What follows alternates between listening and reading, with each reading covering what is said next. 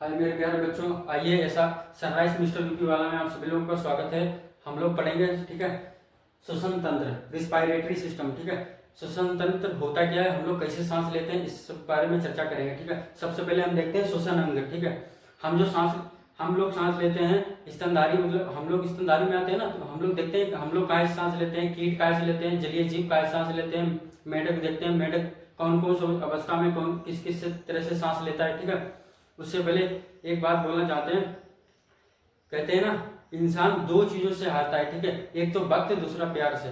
वक्त किसी के पास नहीं होता है और प्यार हर किसी से नहीं किया जा सकता है। ठीक है ना, समझ में आई बात, इस बात को ध्यान रखना है। ठीक है, अब हम लोग देखते हैं श्वसन अंग। ठीक है, श्वसन अंग सबसे पहले स्तनधारी जीव। स्तनधारी जो जीव होते हैं, स्तनधारी जीव काहे से सांस लेते हैं, फेफड़ों से सांस लेते हैं। ठीक है, जैसे कि मानव है, ठीक है, भेड़, बकरी और ये सभी स्तनधारी होते हैं, भैंस है, गाय है, ये सभी स्तनधारी होते हैं। तो क्या काहे से सांस लेते हैं, ये फेफड़ों से सांस लेते हैं। ठीक है, उसके बाद देखते हैं कीट। कीट जो होते हैं वो काहे से सांस लेते हैं, एक सांस नली होती है वो यहीं से सांस लेते हैं, मतलब सांस नली से सांस लेते हैं कीट। जलीय जीव जैसे मछली है और बहुत से जीव होते हैं, मछली ये काहे से सांस लेते हैं, ये गिल्स से सांस लेते हैं, उनके जो गलफड़ होते हैं ना इस तरह से अलग, वो उनसे सांस लेते हैं। उसके बाद मेढक। मेढक जो होता है ये तीन तरह से सांस लेता है। ये जब जमीन पर रहेगा तब ये फेफड़ों से सांस लेगा, जब ये जमीन के अंदर रहेगा भूमिगत तब ये त्वचा से सांस लेता है, स्किन जो होती है ना त्वचा, उससे सांस लेता है। जब ये छोटा बच्चा रहेगा तब ये काहे से सांस लेता है, एक बात ध्यान रखना, जो मेढक का छोटा बच्चा होता है उसे टेडपोल बोलते हैं। ठीक है, ये क्वेश्चन आया हुआ है और कभी पूछ लिया जाए तो आप इस बात को ध्यान रखिए, मेढक जो होता है ना उसके बच्चे को टेडपोल बोला जाता है। ये टेडपोल जो होता है वो गिल्स से सांस लेता है मछली की तरह। ठीक है, तो मेढक ये तीन तरह से सांस लेता है। अब देखते हैं कि स्तनधारी जो होते हैं ना, हम लोग छोटे बच्चे हुआ करते हैं तब हम लोग देखते थे कि हम सांस काहे से लेते हैं, तो हमें लगता था कि हम नाक से सांस लेते हैं, मुंह से सांस लेते हैं। ऐसा नहीं होता है। ठीक है, ना ही हम नाक से सांस लेते हैं ना मुंह से सांस लेते हैं। ठीक है, ये सांस लेने के अब क्या होते हैं, रास्ते होते हैं। ठीक है, जैसे कि हमने ये बंद कर दी तो अब सांस ले पाएंगे, नहीं ले पाएंगे, क्यों, ये सांस लेने के रास्ते हैं। अक्सर सांस हम लेते कहाँ से, तो सांस हम कहाँ से लेते हैं, फेफड़ों से सांस लेते हैं। जैसे हमने सांस ली तो फेफड़े में क्या हुआ, थोड़े फूल गए। ठीक है, और हमने सांस छोड़ी, फेफड़े हमारे क्या हुआ, सुकड़ गए। ठीक है, तो ये आगे से अब ध्यान रखेंगे, तो ये सांस लेने के रास्ते होते हैं और सांस हम लेते काहे से, ये फेफड़ों से सांस लेते हैं, इस बात का ध्यान रखें। ठीक है, उसके बाद हम देखते हैं सांस अंदर लेना और सांस बाहर छोड़ना, ये इसे क्या बोलते हैं, श्वासोच्छ्वास बोलते हैं, ब्रीदिंग बोलते हैं। ठीक है, अंदर लेने को क्या बोलते हैं, निःश्वसन, और बाहर छोड़ने को क्या बोलते हैं, निःश्वसन। ठीक है, अंदर लेने को क्या बोलते हैं, निःश्वसन, और बाहर छोड़ने को निःश्वसन। सिर्फ दो बिंदु लगाते हैं तो निःश्वसन, अंदर लेना निःश्वसन, बाहर छोड़ना निःश्वसन। ठीक है, इंग्लिश में कोई ज्यादा दिक्कत नहीं है। इन हुआ तो इनस्पायरेशन, आउट हुआ तो एक्सपायरेशन, इन हुआ तो इंस्पायरेशन, आउट हुआ तो एक्सपायरेशन। ठीक है, अंदर लेना निःश्वसन और बाहर छोड़ना निःश्वसन, दो बिंदु लगा देते हैं, निःश्वसन। अच्छा, सांस जो हम लेते हैं ना, तो सांस तो उतना ही लेंगे ना जितना हवा में होगी गैस, जितना हवा में होगी वही सांस लेंगे, और हवा में जितनी गैसें होंगी उतनी ना लेंगे हम। जैसे हवा में नाइट्रोजन कितनी परसेंट है, 78%, तो हमने कितनी ली, 78%, छोड़ी कितनी, 78%। ठीक है, हमने ऑक्सीजन हवा में कितनी है, 21%, छोड़ी हमने कितनी, 21%। CO2 हवा में कितनी है, 0.03%, छोड़ी हमने कितनी, 4%। कितना हेरफेर हुआ, 4% का हेरफेर हुआ। ठीक है, CO2 का 4, ऑक्सीजन का 4% का हेरफेर क्यों हुआ, क्योंकि जब हम लोग, हमारा जो ब्लड शुद्ध होता है ना उसमें ऑक्सीजन मिलाई जाती है, और ऑक्सीजन मिलने के बाद ब्लड हमारा अशुद्ध ब्लड क्या होता है, शुद्ध हो जाता है। इसीलिए जो CO2 होते हैं ना, ऑक्सीजन हमारी कितनी होती है, 21% होती है, और 17% हम छोड़ते हैं, तो वो 4% का हेरफेर कहाँ से होता है, यहीं से होता है। उस शुद्धिकरण के, जब शुद्धिकरण करते हैं ना तो 4% वो CO2 में परिवर्तित हो जाती है और उसको हम CO2 के रूप में छोड़ देते हैं। ये होती है सांस लेने और छोड़ने के। ठीक है, फिर हम उसके बाद देखते हैं, हम लोग सांस लेते हैं, सबसे पहले देखते हैं कि हम सांस कहाँ से लेते हैं, नासा छिद्र से लेते हैं। नासा छिद्र जो होते हैं ना, इसमें छोटे छोटे बाल पाए जाते हैं, आपने देखा होगा छोटे छोटे बाल होते हैं नाक में। ठीक है, ये क्या, हम जब सांस लेते हैं तो हवा में छोटे छोटे धूल के कण होते हैं ना, वो कभी हमारे अंदर चले जाते हैं। ठीक है, और इन धूल के कणों को जो बाल होते हैं ना उनको चिपका लेते हैं और चिपकाने के बाद उनको अंदर नहीं जाने देते हैं। ठीक है, सबसे पहले नासा क्षेत्र में बाल होते हैं, बाल जो हवा में धूल के कण होते हैं उनको चिपका लेते हैं। उसके बाद आता है नासा कपाट ऊपर, यहाँ पर मारे गए हड्डी होती है, बहुत तेज चोट लगती है। ठीक है, नासा कपाट होता है। नासा कपाट में क्या होता है, नासा कपाट के ऊपर एक म्यूकस चिपचिपा सा पदार्थ होता है जो इतने छोटे धूल के कण होते हैं जो इन्हें बाल नहीं चिपका पाता है, और वो जब नासा कपाट में पहुंचते हैं तो म्यूकस क्या करता है, उनको चिपका लेता है। तब हमने उनको देखा है कि 5, 6 या 6 दिन के बाद देखते हैं, तब एक चिपचिपा सा पदार्थ हम नाक में उंगली डालते हैं, तब हम निकालते हैं तो काली काली गंदगी आई रहती है, उसे नकटी बोलते हैं।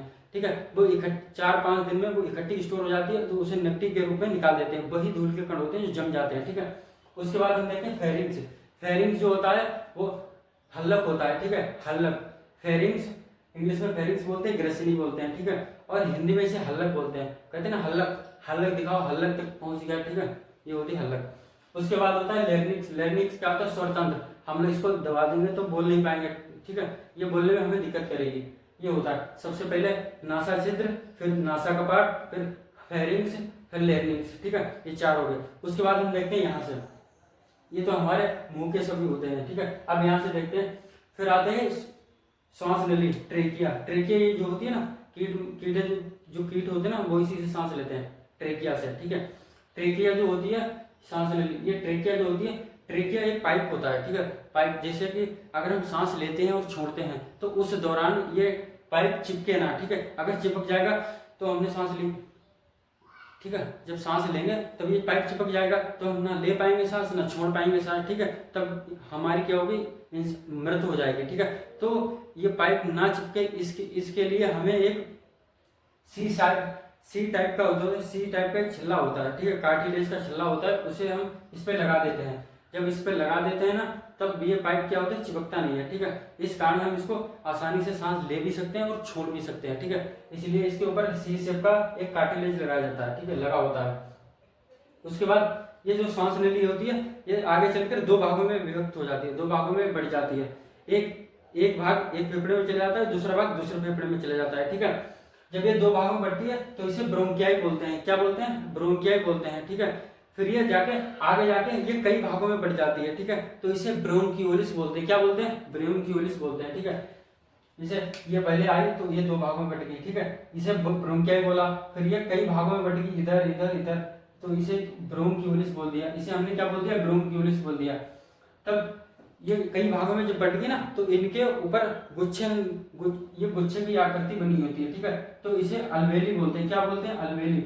इसे वायु कोष्ठक बोलते हैं। जब हम सांस लेते हैं ना, तो हमारी सभी, जब पूरी हवा कहाँ आती है, ऑक्सीजन, वो इन्हें वायु कोष्ठक में यहीं पर भर जाती है। ठीक है, यहीं पे आती है। जब कोरोना जानते हैं ना, कोरोना जब जिस व्यक्ति को कोरोना होता है ना, तो वो जब सांस के रास्ते इन सभी को क्या करते हैं, कति बंद कर देता है, जाम कर देता है। इस वजह से जिसको कोरोना होगा वो सांस नहीं ले पाएगा, और सांस नहीं ले पाएगा तो वो मृत्यु उसकी हो जाएगी। ठीक है, इसी तरह से कोरोना इसको हानिकारक यहाँ पर भर जाता है। जब कोरोना भर जाएगा तो ना सांस ले पाएगा ना छोड़ पाएगा, तो इसी कारण उसकी क्या होगी, मृत्यु हो जाएगी। ठीक है, देखते हैं हम। ठीक है, अब हमने सांस ली। ठीक है, हम जिस सांस लेते हैं तो हमारी सांस यहाँ से आती है, और यहाँ से आने के बाद में ये यहाँ पर रुक जाती है, भर जाती है। कहाँ, अलवेली में, वायु कोष्ठक में आ जाती है। और यहाँ से फिर हमारे ब्लड में क्या होता है, हीमोग्लोबिन। ठीक है, ये हीमोग्लोबिन, हमारे ब्लड में क्या होता है, हीमोग्लोबिन। और हीमोग्लोबिन के कारण ब्लड कैसा होता है, लाल होता है। ठीक है, रक्त कैसा होता है, लाल होता है। जब यहाँ पर सांस आती है, ऑक्सीजन आती है, तब हीमोग्लोबिन क्या करता है, इस ऑक्सीजन को उठा लेता है। इस ऑक्सीजन को क्या करता है, उठा लेता है। और उठाने के बाद ये पता, ये लेके चला जाता है, और लेके जाने के बाद ये सभी हमारे शरीर की सभी कोशिकाओं को दे देता है, तुम भी लो तुम भी लो तुम भी लो। ठीक है, ये सभी को दे देता है, और इससे क्या होता है, ब्लड साफ हो जाता है। इससे क्या होता है, इससे रक्त क्या होता है, हमारा साफ हो जाता है। ठीक है, ये पूरी बॉडी में फैला देता है। पूरी बॉडी में फैलाने के बाद वापसी, जब ये सभी कोशिकाओं को दे देता है, देने के बाद जो उधर से जब वापस आता है ना, तो वापस आते हुए ये किसको ले आता है, CO2 को उठा ले आता है। ये ऑक्सीजन को तो ले ही जाता है, और CO2 को क्या करता है, फिर वापस दोबारा ले आता है। और CO2 इसको यहाँ छोड़ देता है, हम लोग इसको बाहर छोड़ देते हैं। ठीक है, इसलिए हीमोग्लोबिन को हम गैसों का, ये हीमोग्लोबिन जो होता है ना, ये गैसों का ट्रांसफॉर्मेशन करता है, ठीक है, गैसों का विनिमय करता है, इसीलिए इसको बोलते हैं। आपसे पूछेगा हीमोग्लोबिन का क्या काम होता है, तो आप कहेंगे ये गैसों का परिवहन करता है, ठीक है, मतलब ऑक्सीजन को ले जाता है और CO2 को लाता है, ठीक है, ये गैसों का परिवहन करता है, ठीक है। उसके बाद देखेंगे जब ऑक्सीजन आती है, हमने सांस ली, ऑक्सीजन यहाँ पर आई और यहाँ से ऑक्सीजन उठाकर सभी हमारी बॉडी की सभी कोशिकाओं को क्या करता है, दे देता है, तुम भी लो, ठीक है। और कोशिकाएं जो होती हैं वो माइटोकॉन्ड्रिया को देती हैं। माइटोकॉन्ड्रिया क्या करती है, क्रेब्स चक्र चलाकर ग्लूकोज का निर्माण करती है। ग्लूकोज जब बनता है तो उस समय क्या होता है, CO2 मतलब कार्बन डाइऑक्साइड निकलती है और कार्बन डाइऑक्साइड को ये तुरंत पकड़ ले जाता है और पकड़ने के बाद में ये इसमें डाल देता है, अब जाओ तुम इसको बाहर छोड़ दो, ठीक है, ये इसका काम होता है हीमोग्लोबिन का, ठीक है। उसके बाद हम लोग देखते हैं डायफ्राम। हम लोग जब सांस लेते हैं ना, उसमें लगभग 70% या 80% मदद हमारा डायफ्राम करता है। हम लोग सांस लेते हैं, हमने सांस ली, ठीक है, तब हमारा डायफ्राम, जब हम सांस लेंगे तो ये डायफ्राम क्या होगा, नीचे हो जाएगा, ये इस बराबर यहाँ पर आ जाएगा, इस तरह से नीचे हो जाएगा, ठीक है। जब हम इसको सांस छोड़ेंगे तो डायफ्राम हमारा क्या होगा, ऊपर उठ जाएगा, ठीक है। ये होता है इसका डायफ्राम का काम। मगर सब 70 से 80% लगभग 80% इसका काम होता है, ये सांस छोड़ने में बहुत मदद करता है। जब हम सांस लेते हैं ना, तब सांस तो हमने ले ली, हम तो उसके बाद सांस जब छोड़ते हैं ना, तो हमारे फेफड़ों के पास इतनी ताकत नहीं है कि हम सांस को बाहर छोड़ सकें। तब उसमें क्या करता है, हमारा डायफ्राम जो होता है वो सांस छोड़ने में मदद करता है। तब जब सांस छोड़नी होती है ना, तब हमारे फेफड़े बोलते हैं डायफ्राम, ये भाई ढकेलना, ढकेल, ये इससे कहता है डायफ्राम से, डायफ्राम ये भाई ढकेल। तब जब ये नीचे से ढकेलता है इसको, जब ये नीचे से ऊपर के लिए ढकेलता है, तब हम सांस छोड़ते हैं। बाकी फेफड़ों के पास इतनी ताकत नहीं है कि ये सांस को अपने आप बाहर से छोड़ सके। इसकी मदद कौन करता है, डायफ्राम। ये नीचे से जब ढकेलता है ना, तभी हम सांस को छोड़ते हैं। कभी कभी आपने देखा होगा, कोई व्यक्ति चलता हुआ जाता है, ठीक है, उसका एक्सीडेंट होता है और आराम से ना चोट लगे, ना टूटा फूटा कुछ नहीं होता है, और गिरा होता है तुरंत मर जाता है। क्यों, उसका डायफ्राम क्या करता है, टूट जाता है।